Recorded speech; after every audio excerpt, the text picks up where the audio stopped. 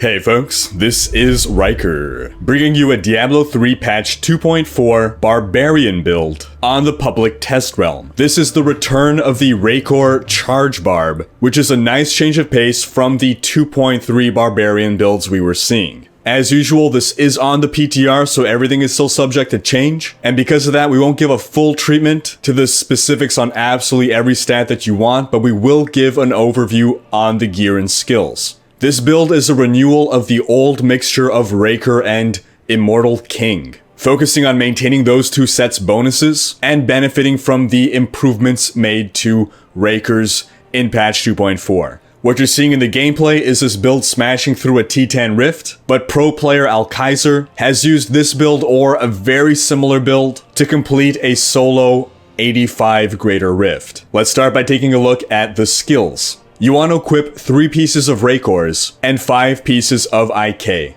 It doesn't really matter where you get your pieces. The renewed 2-piece set bonus for Raekor's makes Furious Charge refund a charge if it only hits one enemy. This is a huge change, which really makes this build more effective against Rift Guardians and a little less dependent on cooldown reduction.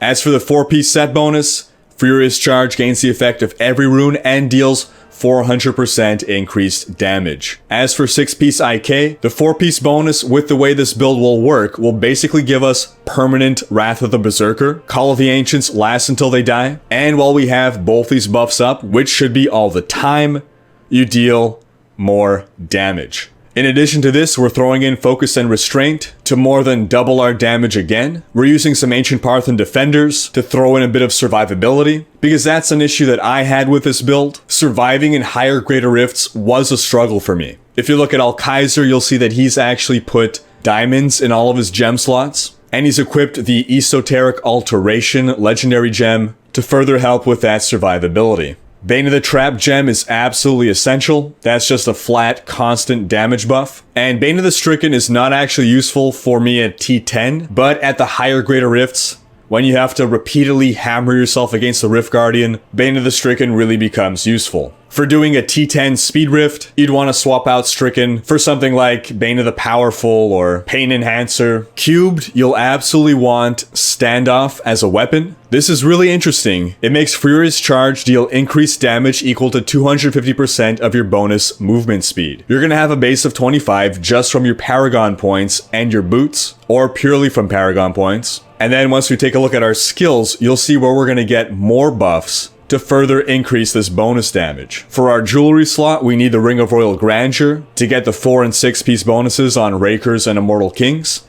And then the armor slot is where you might see a bit of negotiation here. I've equipped the Vile Ward Shoulders because that makes you deal more damage for every enemy you hit while charging, but you can try to explore other options there. For a time I tried out Skullar's Salvation cubed in there because I was trying to make Ancient Spear Boulder Toss a more important part of this build, but overall it seems that Furious Charge is just the better option for flat damage. And that brings us to our skills. Our main attack skill is Furious Charge. The rune doesn't really matter because we're gaining the effect of every rune, and this will pump us up to max fury very quickly. We're then using Ancient Spear Boulder Toss to dump our fury. These are the 2 skills that will also be proccing our Focus and Restraint set. So you want to be popping Ancient Spear often enough to maintain the 2 bonuses. Next, we want Call of the Ancients together as one. This is basically a free unity ring. We want Battle Rage Bloodshed. That's just a great buff for a barbarian. Then we want Sprint Marathon. This gives us a 40% move speed buff, and again that translates into more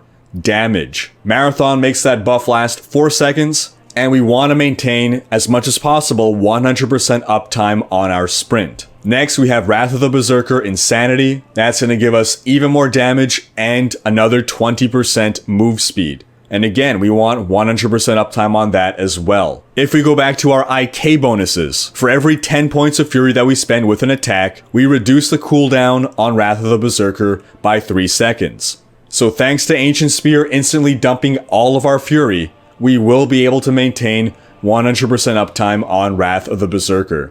For our passives, we want Rampage. That's just a great passive for barbarians. Ruthless is another great offensive option, as is Brawler. And Berserker Rage helps crank out a little bit more damage when we're at max fury.